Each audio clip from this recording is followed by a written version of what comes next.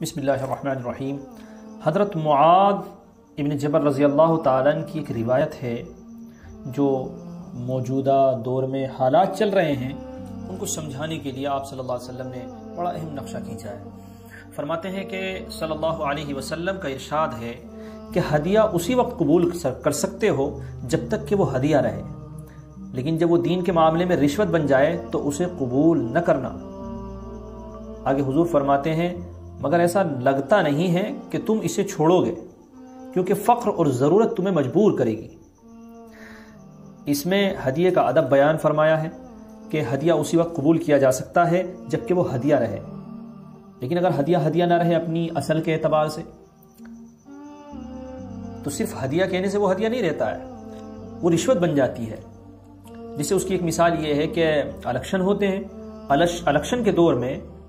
کوئی آدمی آپ کے پاس آتا ہے، وہ کہتا ہے نہیں یہ تو ہماری طرف سے ہدیہ ہے، آپ ہدیہ رکھیں، یہ تو گفٹ رکھیں، یہ تو آپ کے لیے ہدیہ ہے۔ یا اسی طریقے سے آپ سے کہیں اپنے من کے موافق گواہی دلوانا چاہتے ہیں یا اپنی من موافق بات کہلوانا چاہتے ہیں آپ کو خوش کرنے کے لیے، پھر وہ آپ کی خدمت میں کچھ چیز لے کر آ رہے ہیں کہ یہ آپ کے لیے ہدیہ ہے، تو فرمایا کہ یہ ہدیہ نہیں ہے، یہ رشوت ہے۔ تو حضور صلی اللہ علیہ وسلم نے آگاہ فرمایا ہے کہ یہ ہدیہ نہیں ہوگا بلکہ یہ رشوت ہوگی، اور حضور نے فرمایا کہ اسے چھوڑ دینا، اس طرح کے ہدیے کو قبول مت کرنا۔ لیکن پھر جناب محمد رسول اللہ صلی اللہ علیہ وسلم نے بیان فرمایا کہ یہ ہدیہ نہ ہونے کے باوجود لوگ فقر، فاقے اور پیسے اور مال کی محبت کی وجہ سے اس کو قبول کرتے رہیں گے۔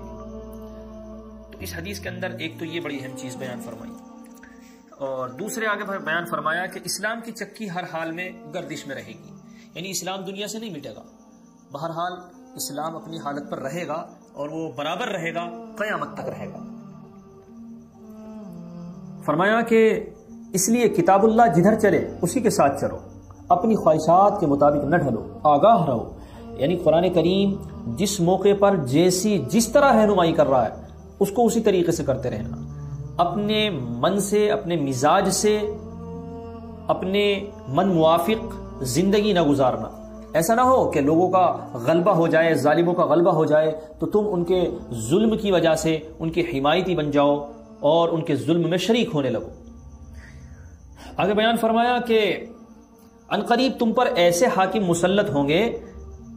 کہ جو اپنے لیے تجویز کریں گے وہ دوسروں کے لیے تجویز نہیں کریں گے، یعنی جو چیزیں وہ اپنے لیے پسند کریں گے وہ دوسروں کے لیے پسند نہیں کریں گے۔ اس طرح کے حاکم تمہارے اوپر مسلط کر دیے جائیں گے۔ اور پھر فرمایا اگر تم ان کی نافرمانی کرو گے، تم ان کے مقابلے میں کھڑے ہو گے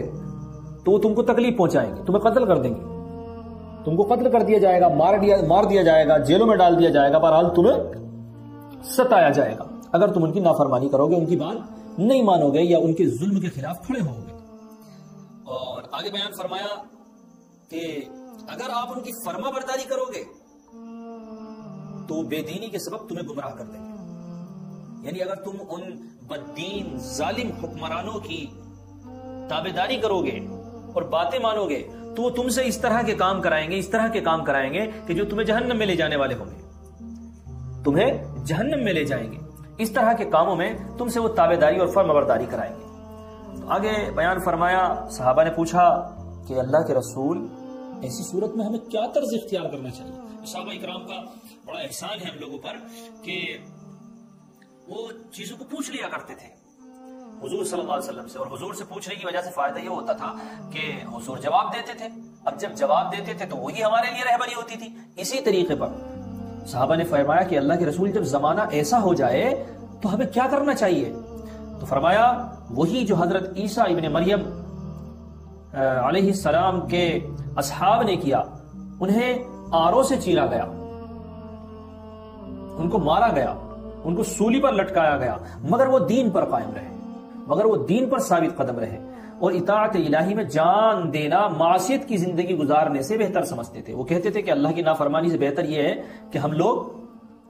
اپنی جان دے دیں لیکن ہم لوگ نافرمانی کی زندگی نہیں گزاریں گے۔ تو ایک بڑی پیاری حدیث تھی جس میں کچھ اشارے ہیں،